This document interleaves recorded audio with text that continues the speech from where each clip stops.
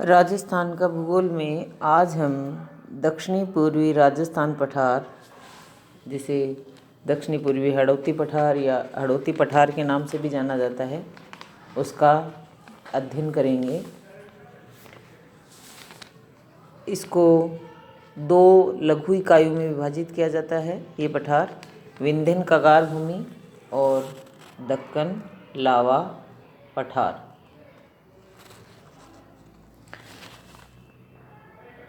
भौतिक विभाग जो राजस्थान राज्य के हमने बांटा था राजस्थान राज्य को, उसमें पश्चिमी रेतीला मैदान हम अध्ययन कर चुके हैं, अरावली श्रेणी और पहाड़ी प्रदेश, पूर्वी मैदान, और आज आपका लास्ट जो था दक्षिणी पूर्वी राजस्थान पठार हड़ौती पठार, उसका अध्ययन अपन करेंगे। राजस्थान में ये पठार मेवाड़ मैदान के दक्षिण पूर्व में चंबल नदी के सहारे पूर्वी भाग में विस्तृत है और राजस्थान के 9.6% भूभाग को घेरे हुए है। ये उत्तर पश्चिम में अरावली के महान सीमा भ्रंश द्वारा सीमांकित है और राजस्थान की सीमा के पार तब तक फैला हुआ है जब तक बुंदेलखंड के पूर्ण विकसित कगार दिखाई नहीं देते। हाड़ौती पठार के अंतर्गत ऊपर माल का पठार और मेवाड़ का पठार, जिसमें राजनीतिक दृष्टि से झालावाड़ से बूंदी और कोटा, चित्तौड़गढ़, भीलवाड़ा और बांसवाड़ा के कुछ भाग शामिल हैं। ये पठारी भाग आगे चलकर मालवा के पठार में मिल जाता है। इस क्षेत्र का अधिकांश भाग चंबल नदी तथा इसकी सहायक नदियों जैसे काली सिंध, परवान और पार्वती के द्वारा सिंचित हैं और ये राजस्थान का कृषि के संदर्भ में देखा जाए तो महत्वपूर्ण भाग है। इस भूभाग का ढाल दक्षिण से उत्तर की ओर है। ये पठार पुनः दो लघु इकाइयों में विभाजित किया जाता है, जो कि अपन पहले भी डिस्कस किया है अपन ने।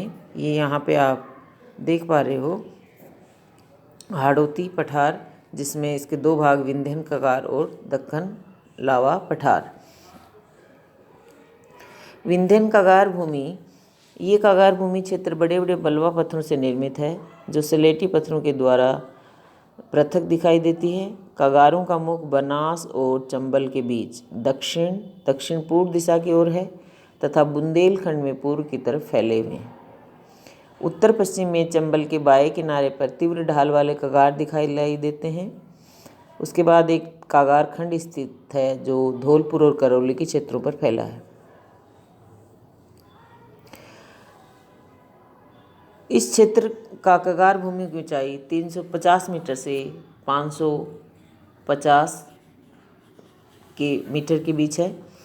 फिर आता है दक्कन लावा पठार। मध्य प्रदेश के विंध्यन पठार के पश्चिमी भाग 3 सकेंद्रीय कगारों के रूप में विस्तृत हैं। ये 3 सकेंद्रीय कगार 3 प्रमुख बलुआ पत्थरों की परिव्यक्त शिलाओं के बीच में स्लेटी पत्थर भी मिलते हैं। दक्षिण पूर्वी राजस्थान की भौतिक इकाई ऊपर माल के नाम से जानी जाती है। ये एक विस्तृत और पथरीली भूमि है जिसमें कोटा बूंदी पठारी भाग भी शामिल हैं। इस भूभाग में नदी घाटियों में कहीं कहीं काली मिट्टी के क्षेत्र मिलते हैं। विंध्यन कगारों के आधार तल क्षेत्रों तक दक्कन ट्रेप लावा के जमाव दिखाई देते हैं। अपरदन पुरानी भूमि सतहों को अनावृत करता है, जिससे स्पष्ट होता है कि पुरानी स्थलाकृति का धरातल काफ़ी हद तक वर्तमान स्थलाकृति के अनुरूप था। चंबल और इसकी सहायक नदियों काली सिंध और पार्वती ने कोटा में एक त्रिकोणीय काव्य बेसिन का निर्माण किया है। निम्न चंबल के किनारों के संकड़े गर्तों के ऊपर के खड्डे इंगित करते हैं कि अभी हाल के नवीनीकरण से प्रभावित रहे हैं। बूंदी व मुकुंदवाड़ा की पहाड़ियाँ इसी पठारी भाग में हैं। मुकुंदवाड़ा की पहाड़ियाँ चंबल से कोटा के दक्षिण पश्चिम भाग में होती हुई झालरा पाटन तक चली गई हैं। इस भाग का ढाल दक्षिण से उत्तर की ओर है। नदियों ने इस पठारी भूभाग को काट छाट कर काफ़ी विच्छेदित कर दिया है।